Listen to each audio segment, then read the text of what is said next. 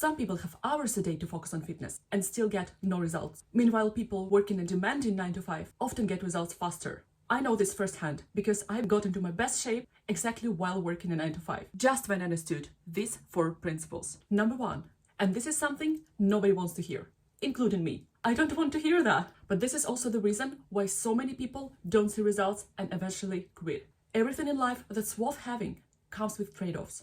Getting fit can be simplified, but it doesn't mean it's going to be easy. It only feels effortless if you do it purely for fun. But if you want a specific result, you have to accept that something else has to give. Think about studying at university. You trade your time you could spend watching Netflix for skills, growth, long-term benefits. Fitness works the same way. People hear, it should be easy, it should be easy. And then, when it appears to be not easy, they assume something is wrong with them. But no, nothing is wrong with you. The discomfort is just a part of the process. You should absolutely make fitness simpler, but you still have to work for it. I don't agree with the idea that fitness is easy. It's not. I've skipped things because of it. Did I skip everything and isolate myself? Absolutely not. But I just learned not to say yes to every single thing.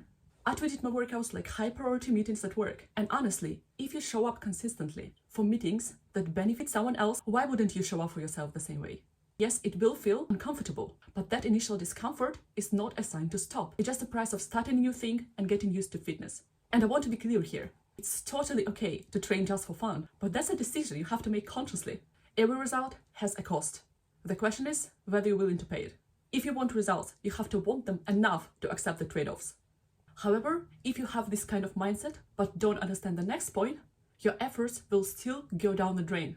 There are 2 groups in fitness that struggle the most. One group expects fitness to be effortless and gives up quickly. However, the other one goes all in, extreme workouts, huge calorie deficits, and ends up just hurting their progress, and even worse, their health. Leading into heavy restrictions is often promoted as discipline, but it's not. It's actually just short-term thinking. If you cut your calories too aggressively, your body will compensate. Don't you think it's dumb? It's smart, and it wants to keep you alive. And it's literally designed to survive the low energy state, like the huge calorie deficit. I made another video on that, which I will link in the description box. You can watch if you'd like to. But shortly said, if you cut your calories aggressively, your diet will most likely fail, and all the fat that you lost will come back very fast. This result? And for what cost? For simply cutting all the joy out of your life? Yes, you should absolutely simplify nutrition and limit processed foods, but don't punish yourself. First of all, you need energy to keep up with your busy schedule. Also, you need mental clarity for thriving at work and simply in life. And yes, you have to want result more than alternatives, but not for the cost of your entire life. Another factor that plays a role is your genetics, but not exactly in the way that social media often makes it sound. Everyone can get the best out of themselves, but that best just won't look identical on everyone. We store fat differently, and we have different bone structures. There is a reason why different bodies are made for different sports. But if someone tells you that it's impossible for you to achieve results because of your genetics, just accept it. You have right not to listen, because acceptance means working with your reality instead of against it, but it does not mean giving up. Here, the sweet spot is in the middle. Not effortless, but not extreme, rather reasonable and consistent. And therefore, too many people fail on that fitness goal just because they don't understand the next point. Simplify everything for consistency. Fitness is a long-term journey, but it should not require constant decision-making. Thinking requires energy, and the less you have to think, the more consistent you will be. Consistency is one of the most important things in fitness. Without it, you fail. My guess is that you don't want to be one of those people who fail. Therefore, here are the things that will set your consistency to the next level. If your workouts are as important for you as high-priority meetings at work, consider setting them into your calendar. You're way likely to actually attend those sessions. Plan what you're going to do during your workout ahead of time. You don't have to walk around with the plan. I don't do that, but have some understanding of what you're going to do during the session, what sequence of exercise you're going to do, and how you can restructure it if the machine that you need is occupied. Think about it ahead of time and build your routine based on that.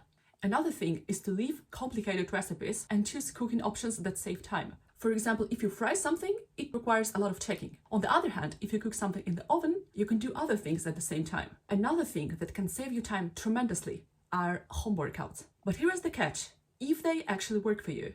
Home workouts get promoted a lot, but here is something people don't talk about enough. Environment matters a lot. Some people thrive with home workouts, but you may not be one of those people. Try to force me to work out at home? Good luck. Home has too many distractions. However, at the gym, the environment does half work for me. Everyone has different situation, but if the gym is feasible for you, choose it. Or go outdoors if the weather allows. And even bodyweight workouts can be done at the gym. There is no universal best option, only the one that will make you more consistent. And another thing, which I think made the most difference, is treating workouts as energy switch instead of energy drain. Because actually, our brains can feel more productive when we shift between meaningful activities with clear boundaries. And that feeling of transition can feel like rest, also compared to aimless free time. When I train consistently, I think better, focus better, and perform better at work. Don't underestimate how important fitness can be for your energy. With all being said, it's still easy to simply get lost in the process and forget about your goal. And when you don't have the goal, then what's the point of showing up? Therefore, number 4 is think long term. Now, I like to think of my job as a tool and my income as capital. If you earn some extra money, you probably put it into a savings account or investment portfolio. So think of your food budget as a health savings account. This is how I like to treat expenses that come with eating healthier and being fit. They aren't just a cost, they're investment into my future health. Sometimes it will mean buying a product with better ingredient list, and sometimes that means choosing healthier takeaways, even if they're more expensive. Same goes for the time spent training. That's still an investment.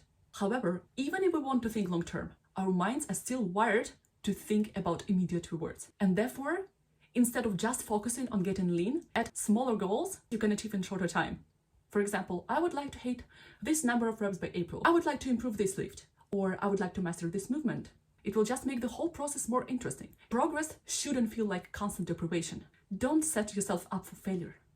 Getting lean when working a 9 to 5 isn't about doing everything perfectly. It's about understanding that it requires work, not making it unnecessarily hard, simplifying for consistency, and thinking long term. More time doesn't automatically lead to better fitness results. Consistency is probably the most important thing in fitness. Therefore, if you want more tips on how to stay consistent, you can check out my next video.